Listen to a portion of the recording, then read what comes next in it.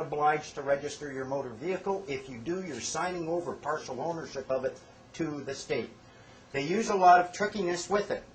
If you look at the Motor Vehicle Act, they define a motor vehicle. They'll say motor vehicle, in brackets, means a vehicle not run on rails, designed to be self-propelled, yada, yada, yada. The brackets, what I found out, when it's in quotation marks, that means these words. These printed words. Anytime you see these printed words in this act, you know it is referring to something that has these attributes. Where does it say all things with those attributes are being referred to? It doesn't. If I define an apple as a round red fruit, does that mean all round red fruits are apples? No. You got cherries, pomegranates, certain varieties of the more exotic Asian pears. All of these are red rounded fruits and they're not apples. When they define a motor vehicle, they don't give you the full and complete definition. There are other attributes they've left out. And you will find those attributes further in the Act. If you get to Section 3.1 of the Motor Vehicle Act, it says the owner of the motor vehicle must apply for and receive registration and insurance in the form required by ICBC. That's the missing attribute. The moment you do that, yes, now your property is a motor vehicle, and there's no one in ICBC going to claim that you have an obligation to register your personal property. No one. This is one of the most fundamental things we have to remember, folks. Equality before the law is paramount. Everything else is gravy. No matter who you're dealing with, government agents, police officers, judges, we're all human beings in a common law jurisdiction. We are all equal.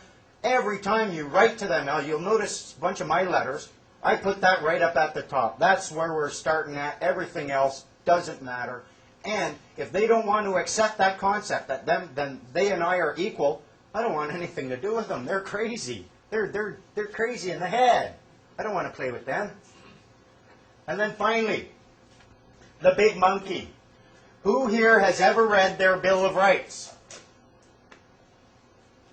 Who here remembers the very first sentence? Oh, it's key. It's the big monkey they're hiding. It says, and you'll find it expressed in the Constitution as well, they say that Canada is a nation founded upon the principles and the belief in the principles of the supremacy of God and the rule of law. The supremacy of God and the rule of law. I went to my MP's office and I asked him, I said, yeah, I'd like the Bill of Rights. I grabbed this, they'll give you one. It's really nice, you can frame it, eh? I said, wow, it says here Canada is a nation founded upon the principles or the belief in the principles of the supremacy of God. Is that true? She said, sure is. I said, that's cool. I said, this tells me there's a hierarchy and God's right up at the very top. Is that true too? She said, I sure hope so. I said, me too. Who's number two? She's like, I don't know. Maybe you should see a lawyer. I was like, why should I see a lawyer when you're the one saying, I don't know? I'm pretty sure this is an offer. Where do I accept it? The fact is, they've laid out a thing for you.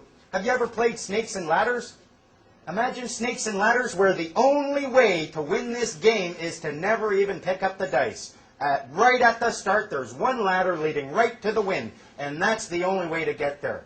Your Bill of Rights, the very first section, if you look at that as an offer and you accept it, you put yourself legally in a position where in this hierarchy they have designed you are number two to God. If they want any power over you, they've got to do one of four things. They've got to claim and then prove that they exist above God. They've got to claim and then prove they are God. They've got to claim and then prove that somehow they exist between you and God. Or they can produce a document upon the face of which can be found the verifiable signature of one deity commonly known as God. And if they can't do that, they have no claim to power. They have nothing. And here's the beautiful thing. They don't even bother defining God. How can they? God isn't defined. God can be a 5-week-old tuna sandwich in the back of your fridge. You decided to personify and deify by calling God, God, my godly tuna sandwich. And if you're happy being number two to a tuna sandwich, you can do that. I want to be number two to the creator of the universe. But if you want to be number two to the tuna sandwich, you can go ahead. You have every right in the world to stand right up and claim the status of a child of God. But the moment you do that, you do accept a lot of responsibility, because then you have to look at everyone else with the same eyes. You guys having fun yet?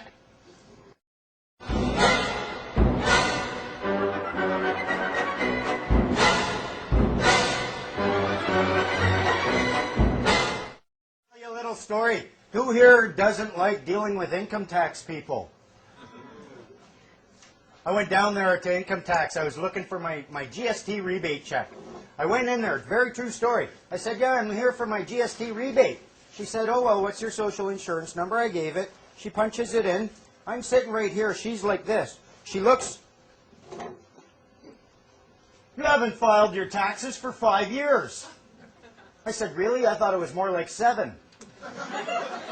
She didn't like that. She went off. She said, what kind of person do you think you are? You want all the benefits. You want your road. You want your health care. You're the first to complain if you don't get your welfare. But when it comes time for you to file your taxes, you don't want an in and in. And I got to the point where I'm like... So she stopped. She said, okay, well, I'm going to put in the computer that you've been informed of your obligation to file. I said, nothing would make me happier. She went, huh? I said, yeah, you go ahead and you put that information in that computer. When you're done, I want you to put in that computer that I'm questioning the very validity of the Income Tax Act, because I can't find a preamble anywhere. Put in that I'm directing you to read that preamble to me within 7 days, and that if you don't do that, that's gross negligence equaling fraud.